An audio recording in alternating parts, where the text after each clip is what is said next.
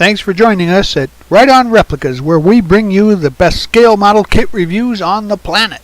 This review covers the 1967 Nickey Camaro RSSS 427 125 scale Revell model kit number 854377. It's a retooled release and a skill level 5 kit for ages 14 and up. The kit contains over 128 parts molded in white, chrome, clear, and clear red. It has vinyl tires, and overall, construction is straightforward and the build goes together very well. If you take your time and test fit the parts and locations, it'll work out just fine. The motor is nicely detailed, and simple accessories make it contest ready. The interior assembly is easy and highly detailed. The body is a one-piece unit with separate front and rear valance sections, and the water slide decals are extensive with interior instruments and multiple body stripes. It's got a great instruction booklet, and overall the dimensions are 7 5/16 inches long, 3 inches wide, and 1 3/4 inches high.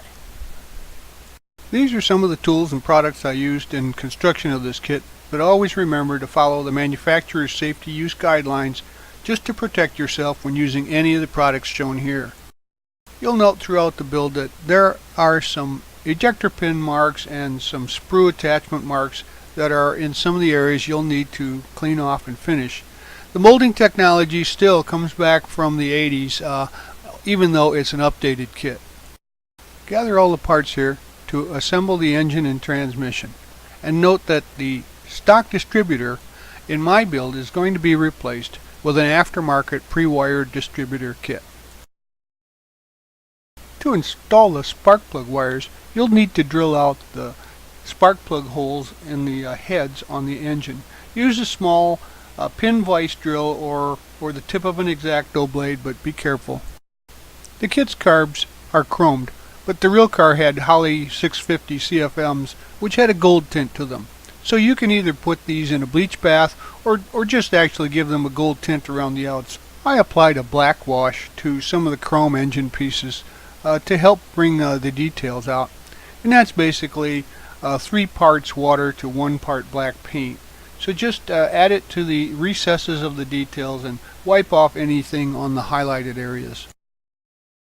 To add realism, I painted the manifold with a chrome silver to give it a more metallic look, and drilled out the distributor hole for the added on wired distributor. Assemble the block heads and paint those in the color that Nickey used, a bright yellow color. The transmission is steel, and highlight the manifold with an application of black wash like we talked about. You'll see the manifold bolts and all the molded detail that way. Then add your distributor. Now assemble the 2-piece headers. There's 2 pieces for each the left and right halves. I left them white so you could paint them any color that you see fit. I painted the starter, the pulleys, and the front belts black, and added the oil filter and decal that goes on there, and then add that to the engine block, all the accessory parts. Be careful to make sure that you put the headers on the correct side of the engine. The driver's side should be longer in length than the passenger side, because the exhaust pipes are molded in different lengths. As I'd mentioned, the carbs had a gold tint to them, so I used a Tamiya X12 Gold. A light coat works well with the chrome shining through. Then finish the wiring the engine, and also put the valve covers into place now as well. After you get her all wired up and ready to drop in, this is a highly detailed version of the 427 Chevy. Just set this motor aside for now.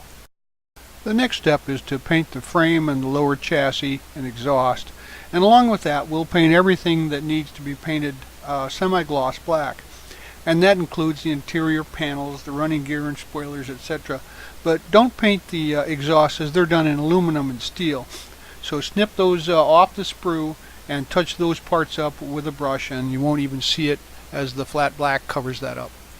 Scrape the paint off of the gluing locations and drop the engine into place. Then note the difference in length here between the driver and the passenger side exhaust headers. The hoses then go onto the engine as well. Paint the exhaust with a silver color and then give them a little buff to knock down the shine, and add those to the headers. And then I used a Tamiya X10 gunmetal for the mufflers. Now if you look closely, you'll see that the muffler clamps are also painted the same as the exhaust. The rear axle and the suspension parts are painted a matte black, and the leaf springs are painted a steel color. Now mount these to the chassis in the appropriate spots. You can see there's room here for some great detailing. I even used a silver Sharpie to highlight some of the lines on the chassis. But as you notice, when you put the front suspension into place with the lower A-arms, make sure that you add the control arm and the drag link in there first, and it gets trapped into position. Detail the dashboard with some of that silver, and also make sure that you've got the gauge, speedometer, and decals ready to put into place.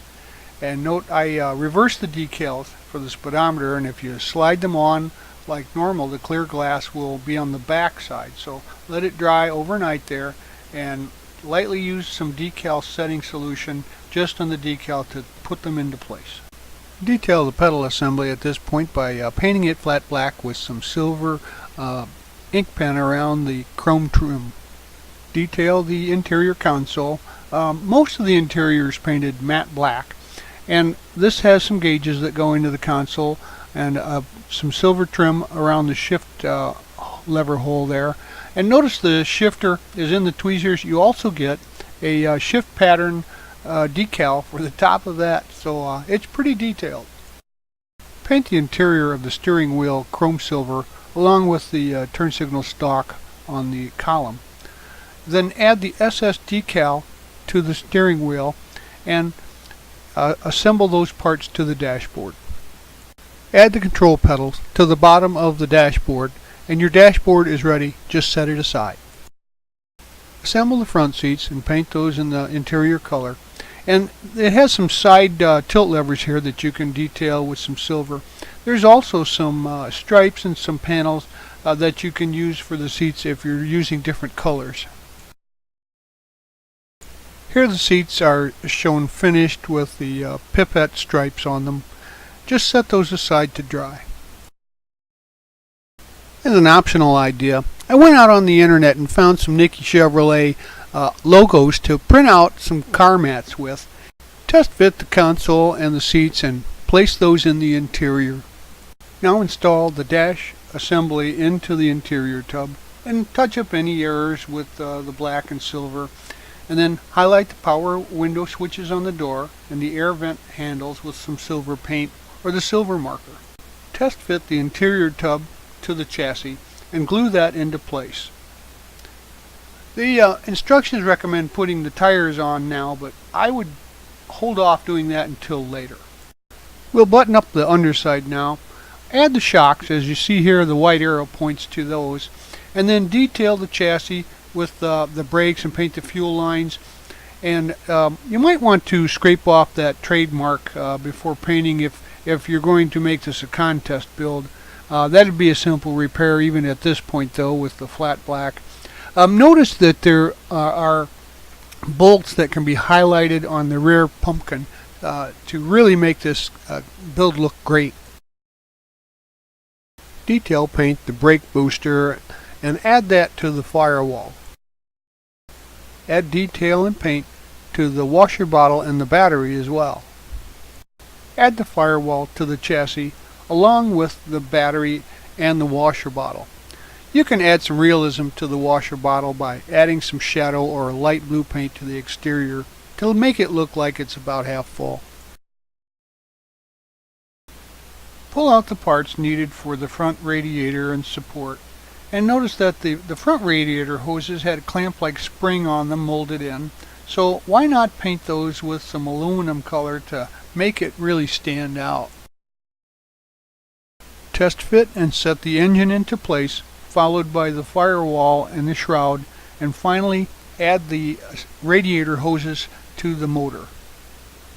You should have a completed chassis, motor, and interior minus the wheels and the air cleaners.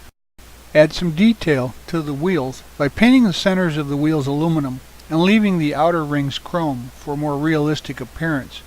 I also rubbed the tread on some fine sandpaper to make it look slightly used. Work the tires onto the rims for a snug fit, then install the wheel red line decals and center cap decals. This is pretty straightforward, but just take your time and use some setting solution. They really make the wheels look nice.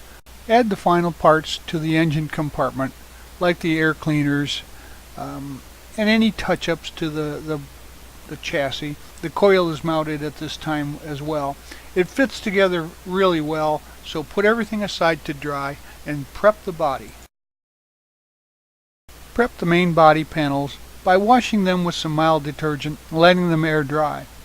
Then tape the hood, the lower front and back valances to the body using some good tape to keep them in place for painting. You can see some tape on the right side here that's holding that valance in place at the back end. Don't worry about that. Just make sure that it stays in position. To give my body a fade effect, I painted the overall body silver, and then I added some black to the base lower sections to give it a different sheen when the top coat's applied. I used Tamiya metallic red here in light coats to preserve the shadowing that I had put on the lower sections of the body. Now gather the parts for the wheel assemblies, the discs and the drums, along with the traction bars, and then insert the pin through the wheel back and glue it to the inside of the wheels. Set these aside to dry for later. Get the chrome pieces ready along with the bumper and the rear tag frame and the rear valance ready, and then assemble those except for the license tag frame. We'll put that in place later.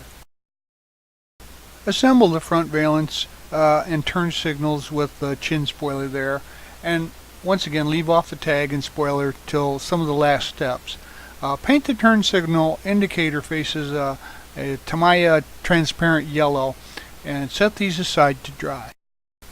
Do any of the last minute detail work that you see fit to do on the underside now, and place the drum wheel backs on the axles and add a dab of glue to the ends on the pins.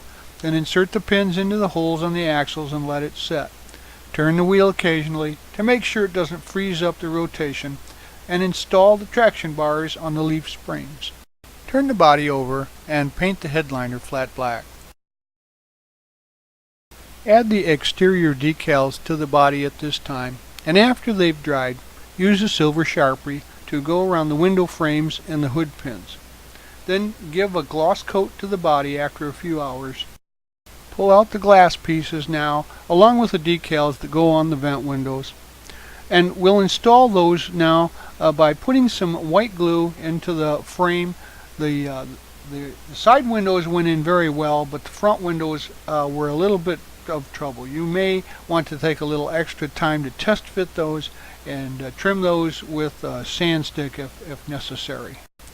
Finish off the exterior body with the chrome pieces and decals that go on the vent windows, and also make sure that you use any marking trim or foil that you want for any of the chrome trim pieces.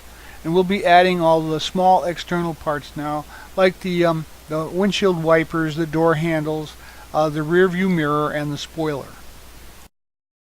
Along with those small pieces, we'll be adding the pieces that go onto the body, like the valances and the chin scoops there that we couldn't put on earlier. So these are really straightforward and they go right into place. Just make sure you have a good gluing and contact surface for them when you install them. Well, that's it. You won't find many extra pieces in this kit because it's a specific model. And I must say this is one of the best detailed car kits that I've done, especially for the massive 427 motor that was still available for Copo builds at the time. But I was thoroughly impressed with the fit and finish of this kit and straightforward directions and easy to use decals. I wouldn't say this very often, but it's about a 9 out of 10 for me. You won't be disappointed. It's got clean lines, nice detail, great overall looks, and it makes a real beauty on your shelf. Hats off to Revell for reproducing this kit. I think you're going to love it too. We hope you've liked this step-by-step how to build it review, and so that you don't miss any more, please subscribe to our YouTube channel. And you can find us on Facebook and at our website www.rightonreplicas.com. Thanks.